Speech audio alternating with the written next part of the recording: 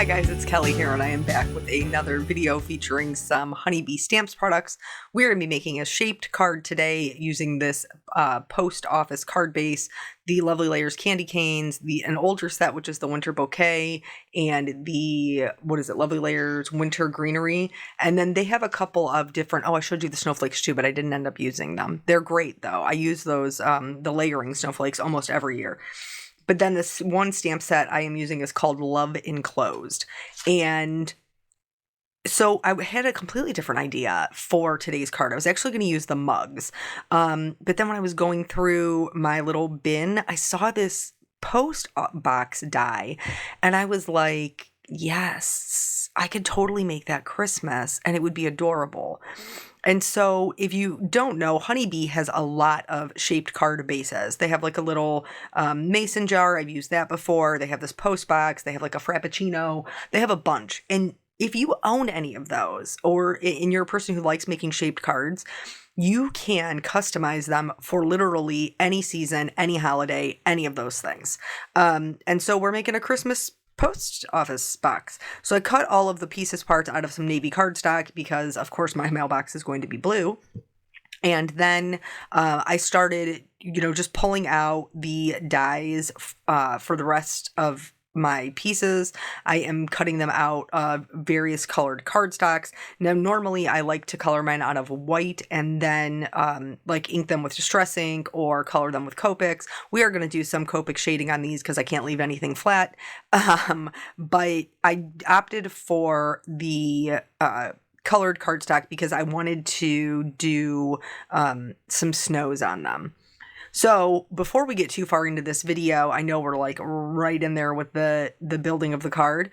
Honeybee is actually having a Cyber Monday sale today on their dies. It is buy one, get one 50% off. And that is good. It's on Pacific time, so midnight Pacific time, which I'm in Eastern time, and that's 3 a.m. for us. So if you're interested in picking up some dies from them, their Lovely Layer series is phenomenal.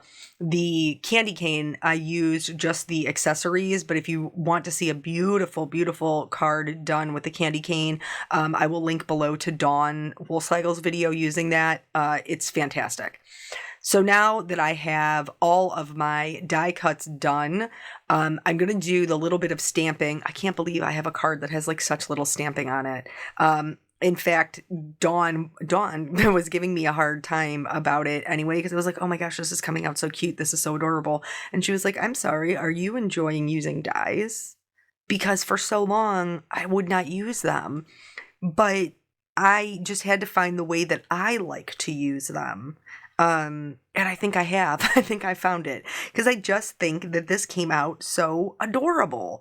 And totally customized for, the holiday season. And I think it's so cute. So anyway, I am stamping my little letters on the two pieces, like the two additional pieces. And one says letters and one says post in this set that's Love Enclosed. It also has mail and love and sending and like kisses and hugs, because this die was actually released a few years ago as part of a Valentine's release. But it's good for anything. That's the joy of these kind of, I don't want to say generic because that's not true. Because it's not like a circle or a square, but like these more versatile dies where you can, go in and customize them. I will say that, like I said, I use the accessories for the candy cane.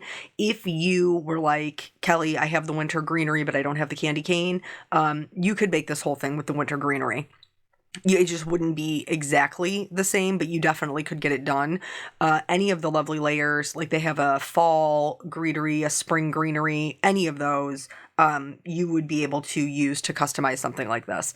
I think I might do the little Frappuccino one next, because wouldn't that be fun with like a little holly, like a little Christmas coffee? But anyway, I don't make shape cards that often, but why don't I? I don't know. I'm super excited about this one. So let's talk about the little bit of coloring that I am going to be doing. Now, most of you who come to my channel are like, oh, you're a fantastic colorist, which I do appreciate you. And usually that is kind of my deal. I love to color. I still do love to color.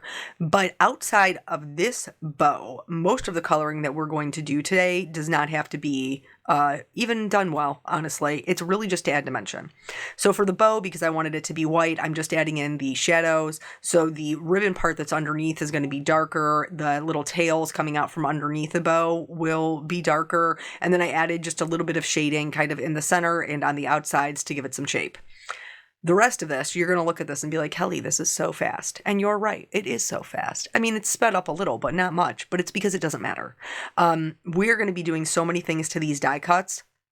Literally, I just used 2 colors, sometimes 1, depending upon what I was coloring. And it's just to add a little bit of dimension to give me more than 1 tone. So all of these are super, super quick. For the center of the poinsettia, now I only cut out 2 of the poinsettias, but in that winter bouquet set, I think there's 4 layers. So you could like really build it up and make it a full poinsettia, but I just needed 2 to do my little flower. And then they stack right on top of each other. So I picked 2 reds for those. I'm just going to go in, I'm going to make a line right up the center of each petal, and then I'm going to flick to the left and right hand sides following the embossed lines that are put in there. Not exactly, by the way, I'm just in the same general direction. And then for the top piece, I did color in the center my darkest color, which is an R59. And then I went back and blended them out. Again, not completely. I'm not covering the whole thing. I'm just doing little flicking motions right over top of my previous coloring to soften that darkness just a little bit. And as you can see the difference here between the two, like even though we're not being super precise and taking a lot of time, it doesn't matter because that shadow is giving us enough to have some dimension.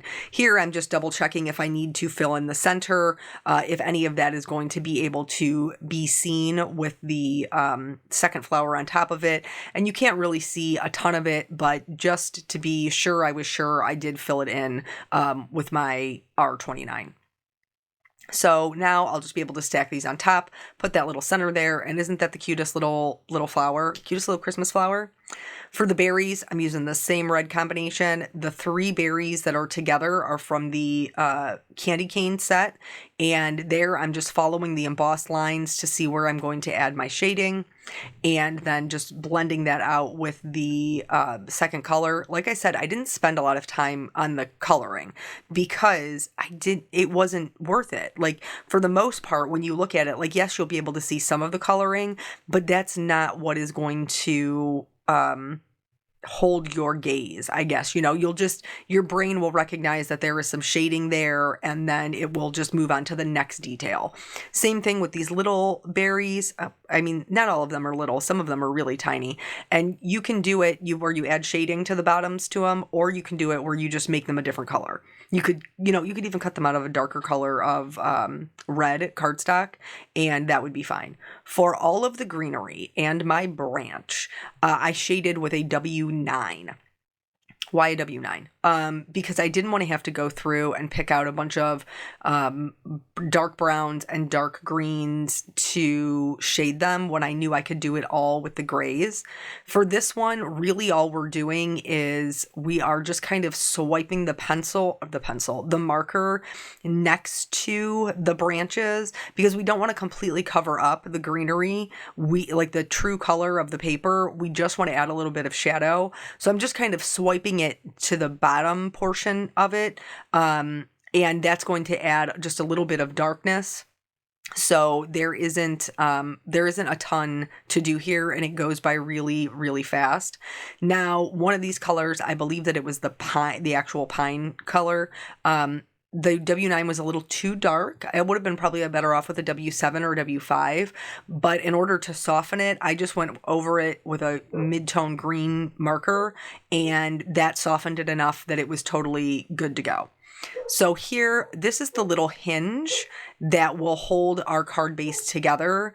From the beginning, you probably remembered we cut one out of navy and then cut one out of white. White is going to be the back of my card base. And then this little hinge will connect them. So I'm using the Honeybee tear tape, and you want to put tape on the both inside sections, but don't peel both inside sections. Just put them on there, and then we're going to do one and then the other. So this does die cut with a embossed line in the center to like a scored line to make it easier to fold.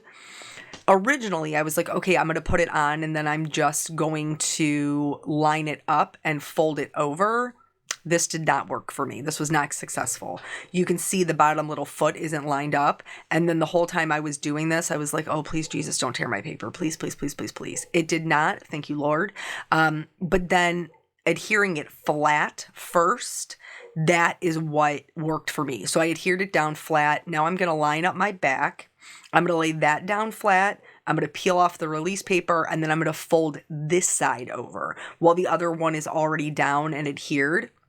I did have, as you will have when you fold quality cardstock, I did have some little bumpy edges, just a little bit, because it is a thicker colored card or a thicker weight cardstock. So I just took my Honeybee bone folder and just ran it right over the edge to smooth that out. And then I had no issues. Why can I not talk? Do you know that I started and restarted this voiceover 3 times because I was like, I said projects instead of products. I said video instead of video. What is happening? Today is not my day. My girlfriend Wendy actually sent me a little reel of this woman who's trying to say spoon and fork at the same time. And she is trying to correct herself and she just keeps messing it up. She's like, foon, spork, foon, shfoon. It's hysterical. And I laughed so hard because that's me. That's 100% me. Like if it starts going downhill, I cannot recover. I just have to move on and find a different word. So now we're going to start building these. And really the only ones that I need to build are the flower and the berry and branches. And so I'm just going to go in. Several people have asked me about my glue press, which is amazing and I would highly recommend. However, because of the Black Friday sales, almost everywhere is sold out of them. Honeybee does carry this. I would highly recommend that you get on the little notify me list so that way when they come back in stock, you will be notified because they are wonderful, which is why you're seeing them everywhere, which is why they are sold out. So if I see them come in stock, because I also am on the notify me list, I will post it over on the community page. I will be on the lookout for you as well. But yes, that is the reason you can't find it is because of these Black Friday sales. And a lot of places did, like 20% off your order or whatever. Well, people were picking up the glue press because that was included, in that entire order sale. But would highly recommend. I am using that to put my berries on. I love them. I think those berries are so cute. Here, I just wanted to show you, you don't have to use the bits in their entirety. Like you can rip them apart. That's what Dawn does. I don't. I like to cut them just because I like a clean edge, but does it matter? No, you can do it either or. But then this, because I needed smaller pine sprigs for my post box, I just went in and trimmed apart some of the larger ones. And it's going to be the same thing with the berry branch. Even though like this is how they come in the winter greenery, very large, which I love because I like being able to use them for bouquets and things like that. Don't be afraid to cut them apart so you can get more use out of them. Now, let's talk about the snow. I picked this up from Honeybee a couple of weeks ago because I was very intrigued. It is a snow marker from Marvi Yakurta. That brand has been around for 100 years. I actually had markers from them when I first started crafting, like back when I was in high school. And this snow marker puffs when you heat it. So you put it on and then you heat it and then it puffs. So I was like, that's a fantastic idea and it would give me so much more precision. So I bought it.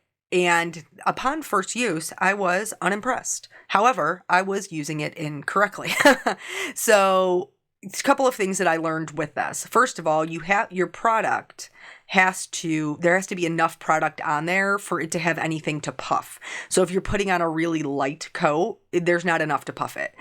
You also want to preheat your heat gun because if it's not preheated, it will dry the product before it has a chance to puff. Also, as you can see here, don't press on the nib. Don't do it. I pressed on the nib, a bunch of the product came out. So now I'm just using it off my glass craft mat. But this, like where it was wet and my gun was preheated, is where this stuff really started to puff so good. And it's opaque, like the white is opaque. It's really good, guys. It's really, really good. And it gives you the opportunity to like put it exactly where you want it, without having to mess around with like embossing powder. Now, you could totally do this with embossing powder. You could, like the letters portion, like you could have dipped that edge into, or the Versamark and then added the puff embossing powder and then heated that, and that will work as well. Look at that little puff. Look at the puff, guys. It's great. It's so good. This was a great product if you're using it correctly. It's fantastic. You could definitely do that, that portion of it, or you could use a Versamark or an embossing pen and then sprinkle your embossing powder on and puff it that way. I've done both of those before and it does work great. This was easier. And so, but I do want to give you options. Like it just depends on where you're at, like price point, but these are in the Honeybee shop and 10 out of 10 would recommend. Totally worked for what I wanted it for. I'm using this marker, but then I'm also going to use the Grit Paste Snowfall from Ranger. I'm going to use that as well because this gives a slightly different look, and we'll talk about that in just a minute. So this pen is, like I said, it's opaque, it's white, it's great. Something like this would be great to put like dots all over your background and then heat them, and then they'd be like puffed up little snowflakes falling through the air. How fun would that be? I foresee myself getting a lot of use out of this little snow marker. But I did want to add glitter. And so how I'm going to do that is I'm using the transparent texture paste, but you could probably use the Collage Matte Medium as well. And then I'm just going to pick this up off the lid. Mine is gloss. You'd probably get a better result with matte. To make sure it doesn't get on your background, but I'm just going to tap that all over my puff. It is raised, so I didn't have a hard time just getting it on the puffed part. And then I'm going to dip it into my rock candy glitter, and that is going to make my snow glittery. Does your snow need to be glittery? No, absolutely not. But because the rest of my pieces parts are going to have glittery snow, I wanted them to look the same. So that is how I ended up and also I love glitter. Who are we kidding? I love it. There's no reason for me not to use it. So now not everybody, when you have recipients, not everybody loves glitter. So you'll have to pay attention to who you're giving the card to. But I just think this is so cute and it's fun. It's different. It's a different kind of card. You're not going to go to the drugstore and pick up a card like this little cute little shaped card with all of these little accessories. It's 3D. It has the snow and the glitter. Like, you're not going to be able to go to the store and find something like this. That's why it's handmade. That's why they're so good to give. I could totally see like the front of it, that front piece, instead of gluing it down in its entirety, you could glue down just 3 of the sides and slide a gift card in there. That'd be great. Or you could put a pocket on the inside and put a gift card in there, so they have like an extra special little card and then a little gift card holder. I just think they're super fun. So now let's talk about the snowfall. Here's one of the things, and you guys are the ones who taught it to me because you're awesome. If you use Distress Inks and you use the snowfall paste, it will pick up the color underneath it if you don't seal it. And so I didn't want to have to mess around with all of that. I just wanted to be able to go in and use the snowfall paste. It is described as a sparkling translucent paste with clear glitter for textured dimensional effects. So this one is already glittery, but I like the extra glitter of the rock candy. But notice it says translucent. So this is not going to be as opaque as that pen. This is going to be more of like an icing type snow versus a heavy snowfall type snow, which I like them both. They just give 2 different looks depending upon what you're into. I thought this would take forever because look at all the die cuts I have over there. But really, like picking it up, kind of just like slapping it, like just smearing it on, and then dipping it into the glitter was really very fast. I was super surprised at how fast it went, but I think that's partly because there is no rhyme or reason to this. Like, you don't have to worry about, oh, I need to make sure my snow is in this exact right spot. No, it's going to look pretty wherever you put it. Wherever it lands, it's going to look pretty. In fact, I had to back myself up a little bit because I was like, oh, maybe you putting too much snow on here, girl. Like, get control of yourself. You don't need this much snow. Especially for things like this, like branch and stuff. Like, I don't want to completely overrun the berries with the snow and the glitter. I have the old one. But they've changed the color. It's white now. This is the little pick tool from Honeybee, and on one end of it, it has like this little little scoopy part, and I used that little scoopy part to pick up my glitter if I needed to drop it over it. Or you could do what I did with the whole card in the beginning, which is you could just dump it over top of it onto a piece of paper, just a scrap piece of paper, and then filter it back into your is it a bottle tub? More of a tub, I think. So now we're going to go into kind of laying everything out. Full disclosure, I did do this one time before off camera, so no, it is not this easy for me to just come up with ideas on a whim. I kind of messed around with it beforehand. I was so tired of this. Normally I don't put my card base on while I'm working on it, and I had put my card base on already, and that just kept opening up and getting in my way, and I was getting so frustrated, and so I taped it down. But here, this is, like I said, don't be afraid to cut up these die cuts to make them work better for the space that you're using them in. It certainly worked better having them a little bit smaller for me, because this is, it's an A2 size card. She kind of looks like a thick girl, you know what I'm saying? Because she's a little bit squatter, like the letterbox she's built sturdy. You know what I'm trying to say. But she is, the card base is 5.5 by, is it 4? Let me look. I'm going to look while we're putting this together. It is... Yeah, it's by 4, so that way it will fit into a regular A2 size envelope, even though it is a shaped card. And the parts that I have hanging off, there's a little piece of holly up the top that's hanging off, and the ribbon portion down at the bottom, those are not hanging off enough to get in the way. The ribbon portion is actually, whatever, a good 1/2 inch, 3/4 of an inch, little more than a 1/2 inch above the base of the card anyway, since we have the legs there. But yeah, you don't have to worry about it not fitting. Even though it's a shaped card, it will fit into a regular sized envelope because it's fantastic.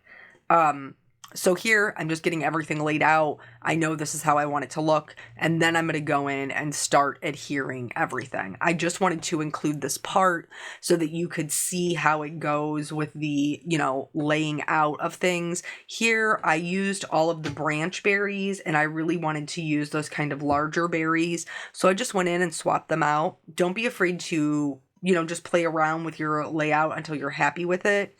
Normally, with die cuts, I would do the hinge method with the press and seal. I can link to that video if you've never seen that. But that's normally how I would do it. But because I have all this snow and glitter on there, I wasn't sure how well it would stick to the press and seal. And so I just decided that I was just going to lay it all out myself and then go back in and adhere it down. The only tip I have to offer on that is look for your landmarks. So for this holly, I knew when I had it all laid out, you couldn't see my S and you could only see part of my R. So when I laid down that holly leaf, that is what I looked for. Same thing with the pine. I knew you could only see, just a little bit of the E and part of that R. So that's how I decided to where I was going to place that. Are they exact as I had them laid out before? No, they're not. But as long as everything fits and I'm happy with the layout, it's totally okay if it isn't exactly how I previously had it. So yeah, it's been this whole, as you guys know, Black Friday, the sales, everything is crazy. It's so, I've shopped them myself, because especially like cardstock. Like I went around and hit up all of my favorite places for cardstock. I hit up Spellbinders, I hit up Gina K, I hit up Hero Arts, I hit up I'm missing somebody, Concord and Ninth. Like that's something that I will use anyway, and it's a great time to stock up on that stuff. Honeybee having this die sale, like maybe you picked up a stamp, the beginning of the year, and you were like, man, I really wish I would have got the die. Now's the time. Buy one, get one 50% off.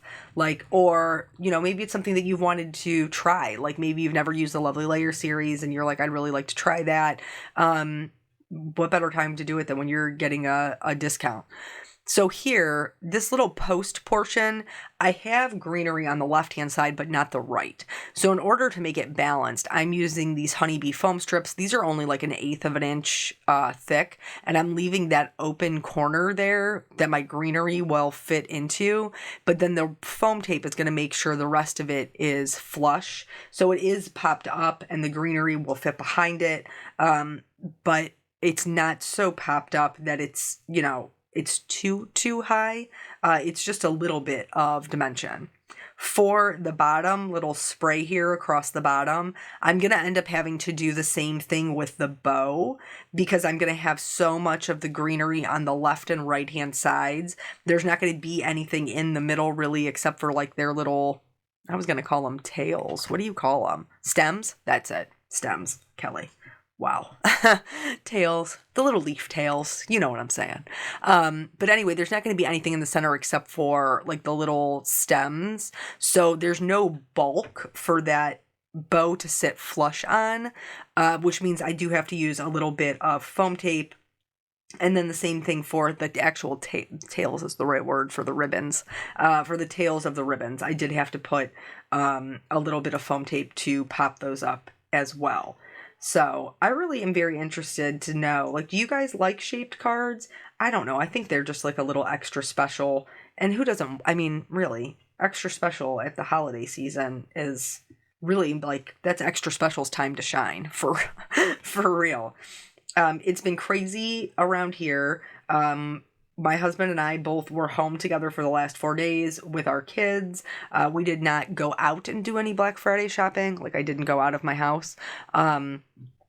And I did get some other things done, like some illustrations and things like that. Obviously, I had some videos that went up as well. But it's just been, like hosting Thanksgiving and hosting my mother-in-law's birthday at the whole week was just like go, go, go, go, go. So yesterday I was done. Yesterday I didn't do a whole lot of anything. I pretty much sat on the couch, played with Caitlin. We watched a lot of Miss Rachel, which is like one of her favorite little shows, and just hung out. So that is what I did, but I'm back and ready to go today. So now here adding that bow, that is going to complete the card. So cute. I hope that you guys love it. I hope it inspires you to maybe use some of the shaped bases that you have for the holiday season.